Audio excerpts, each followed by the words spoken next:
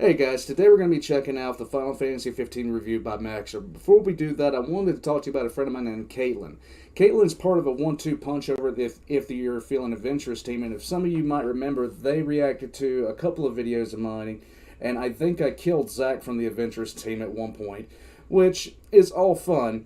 But Caitlin has been helping other people in terms of, improving writing style, stuff like that. Caitlin is an author, so is Zach. But this is going to be Caitlin's first time really trying to put a book out there. And the book, right now, as I understand it, is called The World Next Door. And it's going to be a very large series.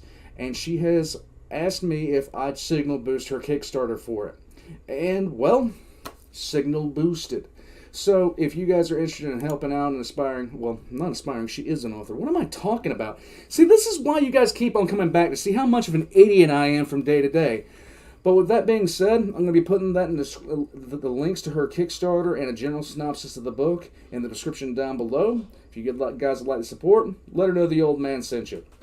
In any case, get ready, because I have discovered a magical thing, and now I'm fancy. Yes.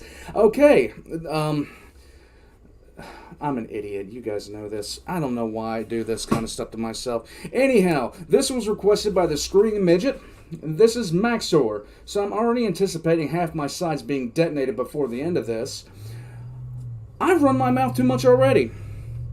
Go on past car, and here we go. There are spoilers in the video. Spinal Stagnancy 15 is one of the most unintentionally funny games ever made, and I don't award that distinction lightly. It's trying its best. In this game, you play as John Fantasy, an intrepid prince of insomnia, accompanied by the BTS crew as they travel across Korea in their bid to dodge the draft and re-establish the Joseon dynasty with Jungkook as their one true king. If you can think of it, 15 has it. Do you want to conscript God to kill endangered animals, entering Super Saiyan mode to kill a sea snake, compress a mountain-sized turtle into a black hole, and break the entire game's leveling system because of lasagna? Yeah, that's possible. Is it a good game? Well, that's debatable. The original director wanted to make the game a musical, but thank God they added the hyper-realistic pizza. It just wouldn't be the same. This game is one of the most baffling design disasters that I've ever seen, and showing it to you in its full absurd glory is a service to my country. With Hurricane Force turbo shifts, batshit story, and utterly incomprehensible combat, there is no part of this game that didn't surprise me, although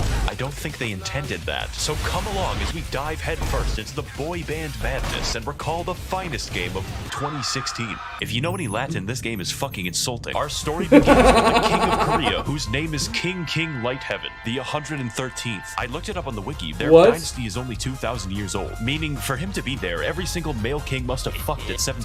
Maximum. He's busy disowning his son and our protagonist, Knight Lightheaven, in hopes that he will get some blonde bitch pussy. Noctis, my son. Okay. I have erectile dysfunction. It's here that we're introduced to our buddies, the BTS boys, and all of their unique mechanics. God. Quicksilver is a light Slovenian femboy who exclusively fights through small arms fire. Fire Knowledge is a smart, calculating man who shanks you with rusty knives. And Sword Friendship is a burly, reliable bear who hits people with giant chunks of metal. With our friends These names are horrible. assembled in our car out of gas, it's time to begin the game in earnest. Now, it's surprising me that they actually struggled to push their car, since Noctis can deflect punches from a fucking giant. This sets in motion a series of quirky adventures to satiate the bloodlust of Park Ji-min. It's time to talk about combat, or better known as a 19th century safari. Take that, Cecil the Lion. When it works, you're dashing between enemies, performing mid-air backflips, and teleporting around fast enough to burn my graphics card. For the other half, though, it's imbalanced as fuck. Let's go on a quest to explore a level 20 cave. In order to get there, you'll have to drive down the street, take the path, and fight the mandatory level 54 Giga Snake. Endgame bosses are level 53. I'm not even 10 hours in. Fortunately, you can run right past it and straight into the instant kill crabs. I'm convinced they put us here by accident. There is no reasonable explanation. So how do we stop getting crabs like your dad? Noctis has 4 slots to use 4...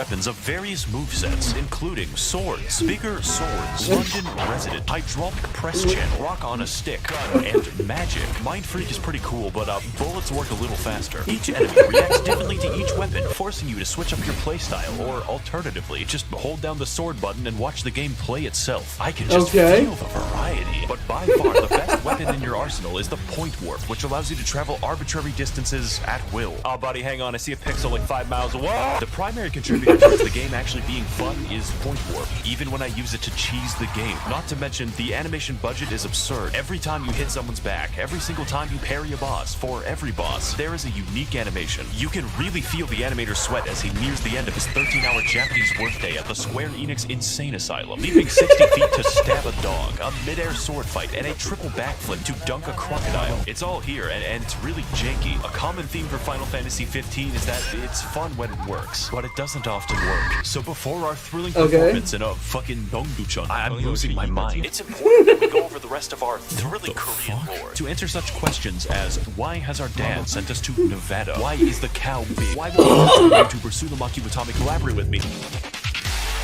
There are 6 gods or some shit, and they made humans for fun. Big mistake. These include Dwayne The Rock Johnson, the Wizard, the Snake, the Why did he zoom into Ohio? Safe for YouTube, Unlimited Blade Works, and the god of breakdancing. The Tango Totem in particular was very helpful and told us how to turn on our stove. From this, the beautiful and powerful civilization of Solheim had risen to try and kill the gods immediately, presumably with enough nukes to make Belka look like Clown College. This, of course, forces the dancing deity to strike them down, creating demons and alternative political philosophies. This pisses everyone off and begins the First Korean War, forcing the gods to give the kings of Lucis some cool swag and the K-pop crystal, forever dividing humanity and preventing the manifestation of white people juche. So after the defeat of the Soma Scourge, the gods took a nap for like several thousand years, leaving the maintenance of Earth to the kings of Lucis, apparently seeing no problem with this. So anyways, the Niflheim Empire just takes over the entire planet using an army of juche demon terminators. Their new goal is to kill all of the gods again, except this time while they're sleeping. And by the time our game begins, the kingdom of Lucis has retreated to one city. I guess the god's blessing is just shit. Now, what do you think happens the literal instant that you leave the city for an arranged marriage with the Empire? Do I hear skydiving? Yes. There'll be no wedding bells for today. Lovely. I mean, I guess the plot has to happen sometime. I got spurs that jingle, jangle, jingle. This emotional and life-changing moment affects our protagonist greatly. Everything he's ever known has been destroyed, and nothing will ever be the same again. Hey, Noctis, you want to go ride some boys? Ho, it's almost enough to make you forget about your dead family. With our lives permanently destroyed, it's time for Noctis to begin the true trials of a king. The first step of which is to find all of the tombs of previous kings spread throughout the world and steal their shit, so we can enter Super Saiyan mode. Thanks, of course. Grandpa. Your ashes were delicious. This is when the problems begin, and they don't end. Director Tetsuya Nomura was, to put it lightly, a fucking batshit. Again, he tried to make the game musical because he watched Les Miserables once. There is no escaping the ghost of cut content. It has so many unique and amazing locations that you see one time. It's as if the game has too much money, but the budget had to be prioritized by fucking Cleverbot. This took 10 years and 2 engines to make. When you play the main quest, it introduces some new characters in elaborate cutscenes and then kills them in a minute. You would think the open world would be some relief from this, but no, the car is on rails. They didn't even program driving. What does that remind you of? Speaking of things that the developers forgot to do, side quests. There's a few of them, but out of the 206 possible activities, there were only 2 that were good. How can this be? Well, the best way to describe why is to engage in one, and I think this market looks like a great place to start. Hey, what's up, king of the planet? So I was driving my car, and I just so happened to kill my wife by crashing into a tree at 90 miles per hour. Sounds good. I need you to go find my mangoes. You're fucking what? I left them in the truck after killing my wife in a car crash. I don't think your problem is mangoes. Can you find my mangoes?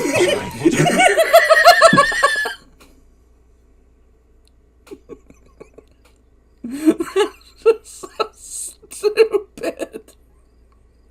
That is so unrelentingly stupid.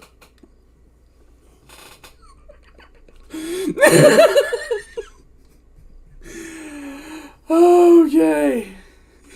Go find his fucking mangoes. Go. Just go find the mangoes. Wow, look at these bees. Thank you for finding the mangoes that I lost when I killed my wife. Okay. A while back, I lost a few apples on the side of the road while driving at night. Okay, let's go do that. Apparently, because they didn't have enough money to waste, Square Enix put a cup noodles quest into the game. The characters actively rant about the deliciousness of cup noodles. They're easy to make whenever you've got a craving, and they're delicious to boot. If you take something already delicious like cup noodles and add in the finest, freshest ingredients, what do you get? The ultimate flavor experience. So heading through the map's disguised hallways on our disguised train, we travel between locations interspersed between vast stretches of absolute nothingness. This game already looks great. Our gang rides to the city of Lestalem in search of Noctis's ibuprofen. Fortunately, this well-dressed and not suspicious individual has all of the answers that we need. This is Arden, a man who is incapable of speaking normally. Aren't nursery rhymes curious things?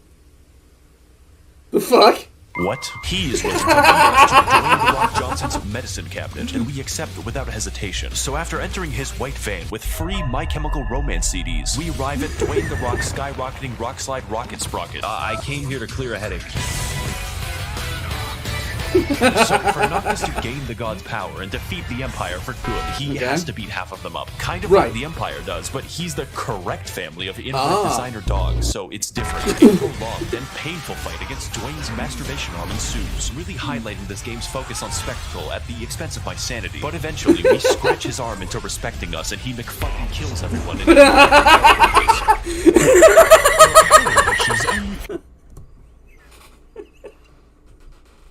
The Empire now. Furthermore, I've stolen your car. Get the fuck inside or this volcano will turn your penis inside out. You know, it's very nice that Arden gave us a lift up twice. I wonder if we'll see more of him. Next on the list of gods to impress is Gandalf, who just kind of lives in the woods that we've already explored. I think they ran out of time for this one because the only thing standing between us and him is one cave that you just walk through and maybe romance a snake or two. Oh man, guys, she's real cute. I don't know what to say. Bada bing, bada boom. We've got his approval. That took like 20 minutes. This game is more rushed than a fucking Chinese high-rise. From this moment going forward, the game has effectively destroyed all possible tension. By having Noctis be explicitly assisted by fucking Zeus, Final Fantasy 15 becomes a game about the gods being lazy. How's this for a mechanic? The god's help is summoned randomly. Oh man, Noctis, you fighting like 90 demons down there? You can handle that, good luck. Don't worry, Noctis, I will be the one to save you from these 3 very threatening giraffes.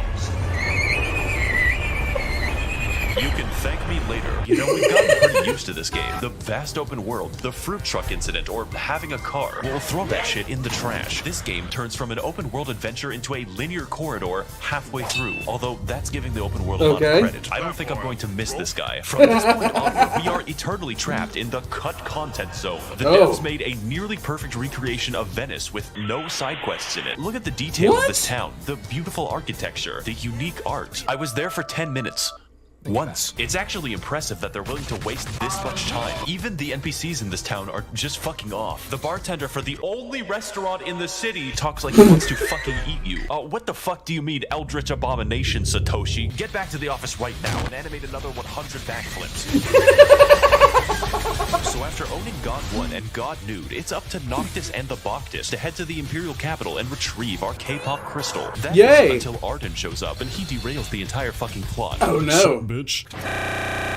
It turns out that Arden isn't just with the Empire, he is the fucking Empire. Okay. Oh, and also he can teleport, is literally immortal, has stabbed my wife, and also is going to kill the fucking sun. All that we have to do to stop him is enter the city of Pyongyang and endure his weaponless cock and ball torture dungeon. This man has gone from helping us to literally trying to gas me. Of course, doing so to trap Noctis in a pocket dimension for 10 years and fight the sun. That way, he can kill the gods and the true king while he's a consenting adult. If this all sounds confusing or stupid, don't worry, I don't have time to explain. You're totally free to watch the 5-episode anime series, animated episode art and prologue, all 4 character DLC, and the full Kingsglaive Final Fantasy 15 movie if you want the full context for what's happening. That's a very ambitious of you, Square Enix. In fact, they retroactively updated the game to contain scenes from the movie because it just didn't make enough sense. Now it's up to us to fight Arden in the future. This is of course the part where the developers realized they had too many bosses since this game was planned as well as the Great Leap Forward. So they make us start like 5 minutes. That is some pacing. Not to mention, they're all very difficult.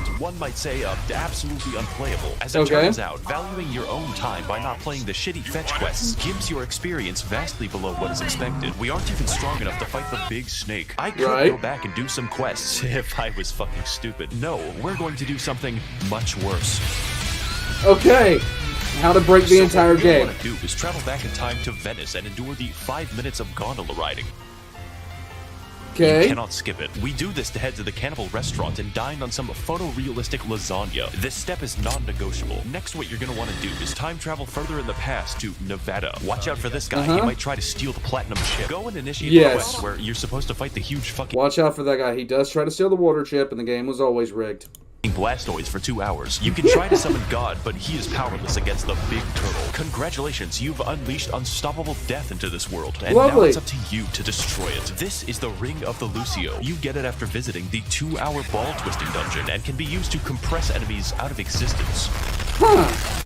For no discernible reason, it works on the turtle, instantaneously killing him via compression into a stellar object. That is a lot of XP. Now, XP is applied only when you sleep and can be enhanced by sleeping in a hotel, which is multiplied by 3 if you eat lasagna. It's time to travel back to the future, into an alternate fucking timeline where we've gone Garfield, and by editing the past in Nevada, we have altered the future. Congratulations, you now have the XP equivalent of 3 giant turtles. The game is over. Why even play anymore? All that's left is to strut back to the Arden Gauntlet and let the game play itself. Just take caution when time traveling that you do not get absorbed into the eternally falling hellscape. Now we can break through Arden's big cocoon using the help of each god individually. Okay.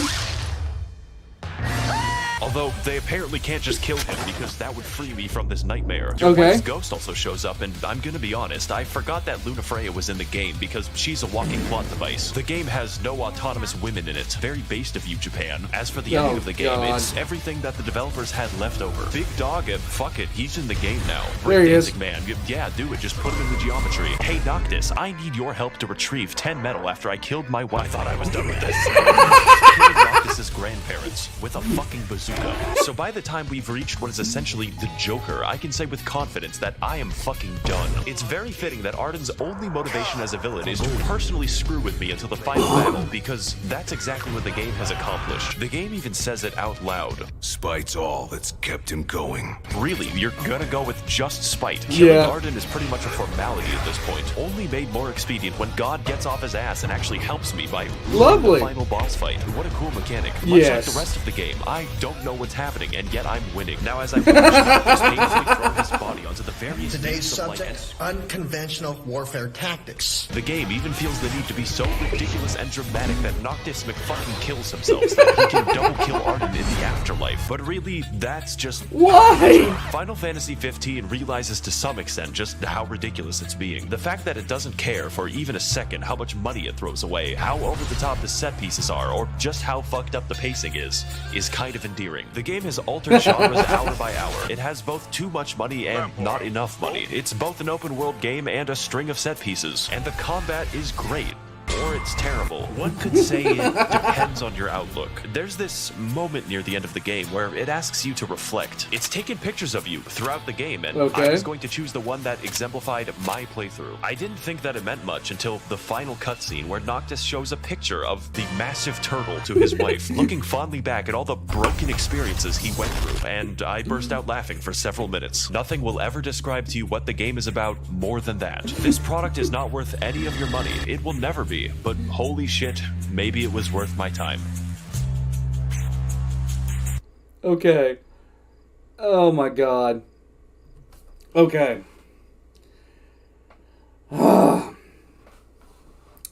know what? His second paragraph there, I feel that. It says, my fans have been very encouraging over the past few weeks and even advised me to take a few breaks. It's unusual having so many people care about you from a standpoint that isn't just entertainment, and that's very special. I am writing this at 2 a.m. though, so clearly I'm not taking the advice. I do the same thing constantly to myself. I'll be up at 2 o'clock in the morning doing stuff, and I'll be in Discord with somebody telling me, yeah, you should probably take a break. Nah. Okay. So, Yeah, like today, after I get done with everything, I'm going to get back to writing scripts. I'm going to be sitting in the living room after I eat dinner writing scripts. I am close to having one done, which is great. I don't know how he edits all this stuff together. My computer would die. He must have a much better PC than I do, because a lot of the heavier edited things that I do wind up dying off, and I have to take things out. And that's always a pain when you've been working and editing on something for a while, and then you go to render it and it won't render properly, or it pauses the render, or you've eaten up too much memory, and you have to go back through and try to find things to take out. So I don't know how he gets as much in there as he gets, but I applaud him. I applaud him flat out. Max0r for me is just like, it sucks I can't watch YouTube anymore. I have a couple of channels that I watch that I'm never telling any of you about, because oh man, I screwed up and I watched the T-34 video from Laserpig, and I'm waiting to get thrashed over it. In any case, definitely go put a like on Max0r's videos. That's going to be in the description down below, as well as all of his up-to-date links. I'm not going to use the links from this because I think this is an older video of his. I'll be using his newer links. Also, if you guys can, go check out Caitlin's Kickstarter. And I think I'm done ranting and raving. 7,000 subscribers. Oh my god. I don't know. I don't know what to do about this. It's a milestone. I feel like I was just talking the other day about hitting 6,000 subscribers and how weird that sensation was to me when it happened. In any case, guys, thank you. Thank you all for subscribing. Thank you all for joining me on this weird kind of journey I'm on. I guess I should do the outro. Like and subscribe if you guys haven't already. There's a Discord down below where you can come yell at me about not watching your video yet. And if you'd like to support the channel, I have a Patreon down below. Thanks, guys. And now to hit this button.